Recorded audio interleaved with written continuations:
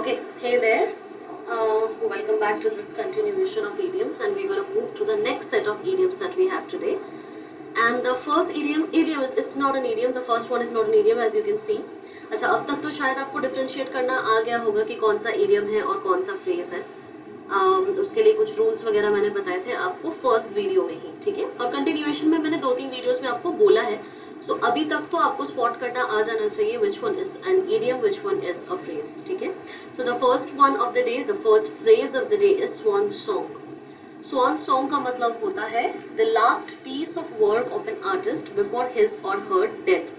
किसी के डेथ से पहले का, जो किसी आर्टिस्ट के डेथ से पहले का जो लास्ट परफॉर्मेंस कह लो या फिर कोई काम कह लो, कुछ भी होता है, उसको आप स्वान सॉन्ग के नाम से जानते हो, ठीक है. That's a phrase. Example, this painting was M.F. Husain's swan song. तो हुसैन सर का जो लास्ट काम था, लास्ट परफॉर्मेंस था as an artist, that was this painting. Fine. So this is what you call a swan song.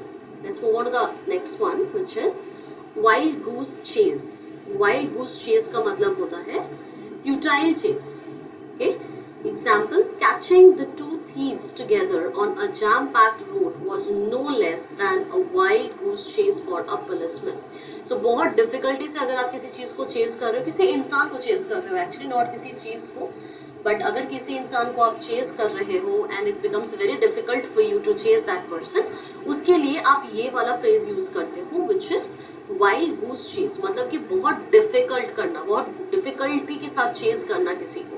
Example से आपको clear हो गया होगा कि इस पर्टिकुलर फ्रेज को एक सेंटेंस में किस तरह से आप डालोगे या किस तरह से यूज करने वाले हो, ठीक है. आई डू बिलीव कि मुझे बार बार रिपीट करने की जरूरत नहीं है कि how you gonna organise all this idioms and phrases along with the meanings, the examples and 2 more examples from your end, ठीक है. प्लीज उसी पैटर्न पे फॉलो करते रहना. That's the only way that you can improve your vocabulary, otherwise मुश्किल है, ठीक है. Bury the hatchet. Bury the hatchet का मतलब होता है ending a quarrel to make peace. किसी लड़ाई झगड़े को खत्म करना ताकि पीस मेंटेन हो सके. Right? Example is my father buried the hatchet by equally diving the pasta between me and my sister. ठीक है? That means ये लड़ाई झगड़ा खत्म करने के लिए my father what he did is pasta को equally divide कर दिया between me and my sister. ठीक है? आप किसी चीज, किसी क्वारल को, किसी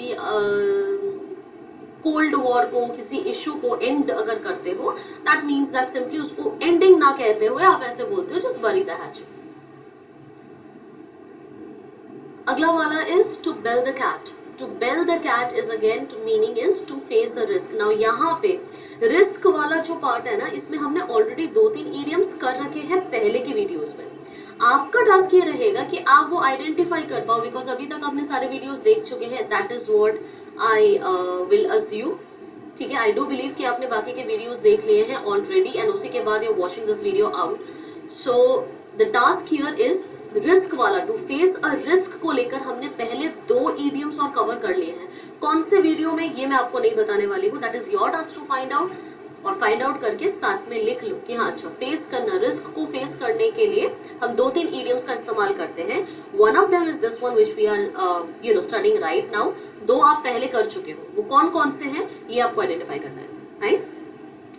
example is he belled the cat when he was trying to escape the prison. इसका मतलब उसने रिस्क को फेस किया जब वो प्रिजन से भागने की कोशिश कर रहा था, ठीक है. To face any kind of risk के लिए you use this particular idiom, and this is an idiom. This is not a phrase, this is an idiom, क्योंकि यहाँ पे बेल लिखा हुआ है which means that you are acting something. Verb है यहाँ पे, सब्जेक्ट और वर्ब की कॉम्बिनेशन गिवन है, so definitely this is going to be an idiom, not a phrase, right. इसी के साथ आप 2 और लिख सकते हो एंड अपने तरीके से लिख सकते हो. आप वर्क से कंपेयर कर सकते हो, आप किसी रिजल्ट से कंपेयर कर सकते हो, आप अपने जॉब से कंपेयर कर सकते हो, किसी भी चीज से रिलेटेड ये वाला जो पर्टिकुलर इडियम है वो आप यूज कर सकते हो सेंटेंस में. ओके, द अगला वाला idiom is turn a deaf year.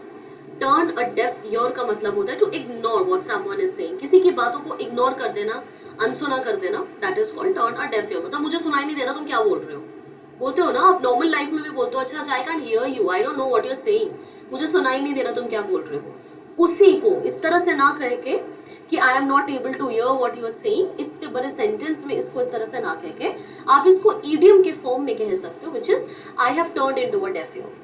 Okay, example is whenever her mother complained of her excessive use of mobile phone, Anu turned a deaf ear. जब भी उसकी मॉम उस पर चिल्लाती थी कि यार कितना फोन यूज करते हैं and all of that, she used to like turn into a deaf ear कि मुझे नहीं सुनाई दे रहा मम्मा क्या कह रही है.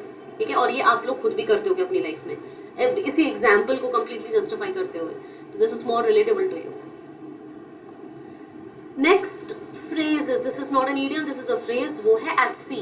एट सी का मतलब होता है कंफ्यूज्ड. किसी चीज को लेके अगर आप कंफ्यूज्ड हो, काफी ज्यादा कॉम्प्लिकेशन है, बैफिल्ड हो या समथिंग, उसके लिए आप ये यूज करते हो. नाउ अगेन ईडियम्स और फ्रेजेस का इस्तेमाल ना नॉर्मली चीजों को ना बोल के थोड़ा अलग हट के बोलने के लिए यूज किया जाता है. मोस्टली कहाँ कहाँ काम आता है ये मैंने आपको ऑलरेडी पहले वाले वीडियो में बता दिया था. ठीक है, एग्जाम्पल आपके सामने है. I was at sea while choosing a lehenga for my sister's wedding at Manish Malhotra store. Means I was very confused कि कौन सा लहंगा मुझे चूज करना है, कौन सा नहीं करना है. So instead of saying that I was very confused while choosing a lehenga and all of that, you just simply say I was at sea while choosing the lehenga. I was not very clear how to go about it. ठीक है, अगला वाला is to be in doldrums. To be in the doldrums का meaning होता है to be in a low spirit. To be in a low spirit. Okay, example, when I got to know about the increasing cases of COVID-19 in my area, I was in the doldrums. ठीक है, so इसका meaning ये होता है जब मुझे पता चला about the increasing cases of Covid. Again you, this is a very relatable example. ठीक है, मेरे एरिया में जब मुझे पता चला बहुत ज्यादा कोविड के केसेस आ रहे हैं, I was in a doldrum. That means I was very low spirit हो गई. ठीक है, मैं बहुत ज्यादा डर गई थी कह सकते हो, या फिर मेरे कॉन्फिडेंस कम हो गई थी, या फिर मेरा स्पिरिट कम हो गया था, what ever, how ever you से it.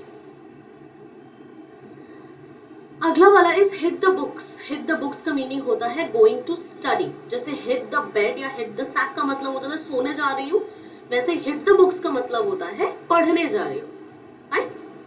Example is I won't be able to come for dinner as I have to hit the books for my half yearly examinations. Okay, तो मैं डिनर करने नहीं जा सकती हूँ बिकॉज मुझे पढ़ने जाना है. This is what, instead of saying that I have to study or I am going to study, you can simply say that I am going to hit the books. अगला वाला is twist someone's arm.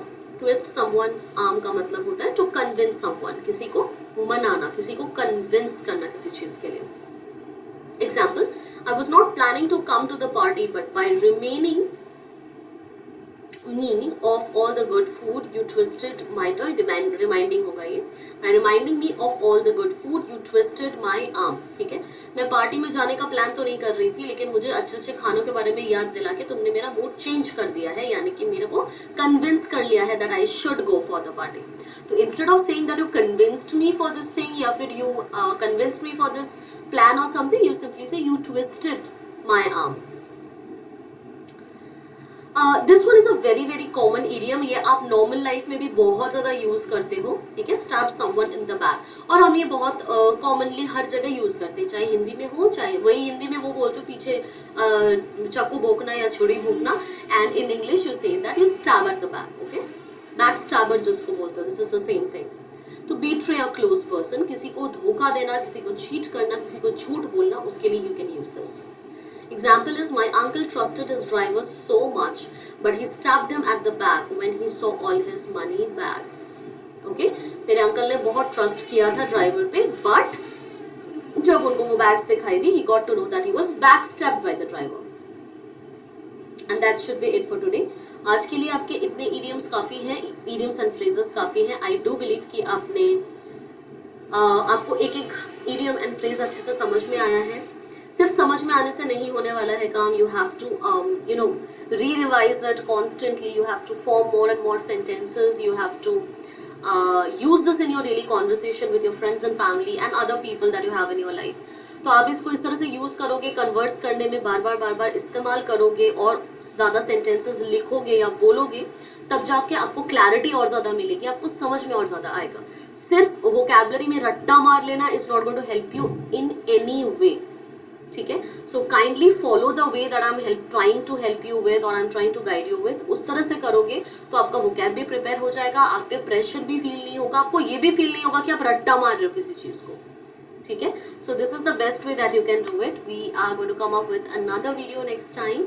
So that's it for the day. I will believe that you found this video to be useful. Kindly try out the test and check करो कितने questions आपको आते हैं, इसमें से कितने नहीं आए. Okay. See you until the next video. Bye bye.